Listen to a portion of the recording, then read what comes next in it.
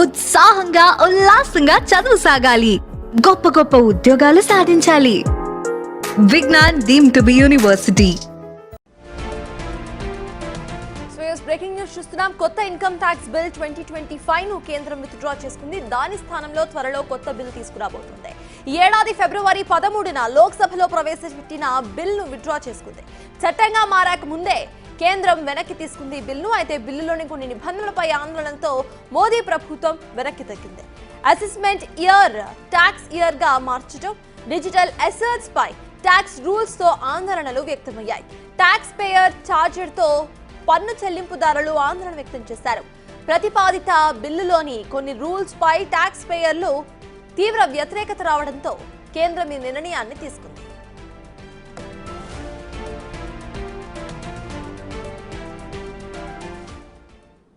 Income tax bill 2025 ను కేంద్రం withdraw చేసుకుంది. విత్డ్రాకు సంబంధించిన పూర్తి అప్డేట్స్ మా ప్రతినిధి శివ అందిస్తారు. శివ, చెప్పండి, విత్డ్రాను ఎలా చూడాలంటారు?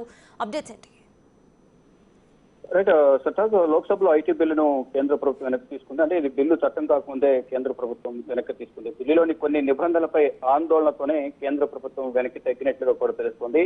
అసెస్మెంట్ ఇయర్ ను ట్యాక్స్ ఇయర్ గా మార్చడం, దానికి సంబంధించి ప్రధానంగా డిజిటల్ అసెట్స్ పై ట్యాక్స్ రూల్స్ తో ఆందోళన వ్యక్తమవుతున్న నేపథ్యంలోనే ఈ నిర్ణయం తీసుకున్నట్టుగా కూడా కొంతమంది అభిప్రాయం వ్యక్తం చేస్తున్నారు. ఇక ట్యాక్స్ పేయర్ చార్టర్ తో పన్ను చెల్లింపుదారులు కూడా ఆందోళన వ్యక్తం చేస్తున్నట్టు తెలుస్తుంది. ఈ నేపథ్యంలోనే ఇక ప్రతిపాదిత బిల్లులోని కొన్ని రూల్స్ పై వ్యతిరేకత ఉన్న నేపథ్యంలోనే దీంట్లో కొన్ని సవరణలు చేసి మళ్ళా ఈ బిల్లును ప్రవేశపెట్టే అవకాశం ఉందనేది కూడా చర్చ జరుగుతోంది. అయితే కొత్త ఇన్కమ్ ట్యాక్స్ బిల్లు ఏదైతే ఉందో 2025ను విత్డ్రా చేసుకోవడంతో ఫర్దర్ గా ఎటువంటి నిబంధనలతో ఈ బిల్లును ప్రవేశపెడతారని చూడాల్సింది. ఇక ప్రధానంగా ఈ బిల్లుకు సంబంధించి ఈ కమిటీ జూలై 21న పార్లమెంట్ కు తన నివేదికను సమర్పించింది. ఇది 4500 పేజీలకు పైగా ఈ బిల్లును, అంటే దీనికి సంబంధించిన నివేదికను రూపొందించారు. ఇక పాత బిల్లు ఏదైతే ఉందో, పాత 1961 చట్టాన్ని భర్తీ చేయడానికి ఉద్దేశించిన కొత్త ఆదాయపు పన్ను బిల్లు 2025 ముసాయిదాను మెరుగుపరచడానికి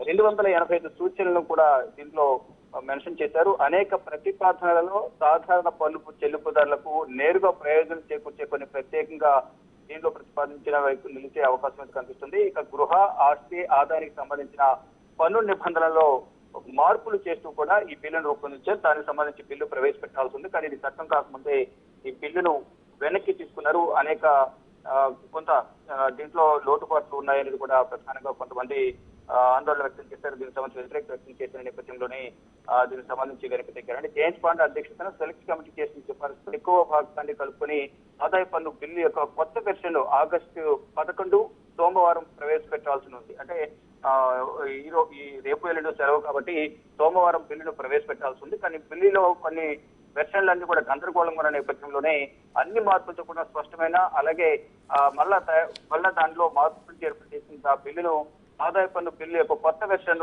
సోమవారం సభ పరిశీలన కోసం ప్రవేశపెట్టున్నట్టు తెలుస్తుంది. కానీ ఈలోపే ఇది వెనక్కి తీసుకున్న నేపథ్యంలో ఫర్దర్ గా మళ్ళీ ఈ బిల్లును ఎప్పుడు ప్రవేశపెడతారు, కొత్త మార్పులు చేర్పులు చేసి ఎటువంటి నిర్ణయం తీసుకుంటారనేది కూడా చూడాల్సింది. ఇక టీడీఎస్ కానీ టీసీఎస్ కోసం రిఫండ్ కి సంబంధించి కానీ ఇతర ట్యాక్స్లు ఏవైతే ఉన్నాయో వాటన్నిటిపై కూడా మొత్తం కంప్లీట్ గా నిర్ణయం తీసుకుని ఇప్పుడు బిల్లు చట్టం కాకముందే వెనక్కి తీసుకునే నేపథ్యంలో ఫర్దర్ గా ఎటువంటి నిర్ణయాలు తీసుకుంటారనేది కూడా చూడాల్సింది. అంటే చట్టంగా మారకముందే వెనక్కి తగ్గడం వల్ల కనుక ఎటువంటి కారణాలు ఉన్నాయి ఏంటి అంటే నిబంధనలో కొంత వ్యతిరేకత వ్యక్తమవుతుంది, ఆందోళన వ్యక్తమవుతున్న నేపథ్యంలోనే కేంద్ర ప్రభుత్వం వెనక్కి తగ్గిందా లేదా ఏంటి, ఫర్దర్ గా మళ్ళా ఏం చేయబోతుంది అనేది కూడా చూడాల్సింది. అంటే ఇప్పటికే కమిటీ ఒక నివేదిక సమర్పించిన నేపథ్యంలో జూలైలోనే దీనిపై నివేదిక సమర్పించారు. ఆ నివేదిక ఆధారంగానే 11వ తేదీన అంటే పార్లమెంట్ వర్షాకాల సమావేశం కొనసాగుతున్న నేపథ్యంలో సోమవారం ప్రవేశపెట్టాల్సింది. కానీ ఈ లోపే కొంచెం వెనక్కి తగ్గిన నేపథ్యంలో ఫర్దర్ గా ఎటువంటి నిర్ణయాలు తీసుకుంటారనేది కూడా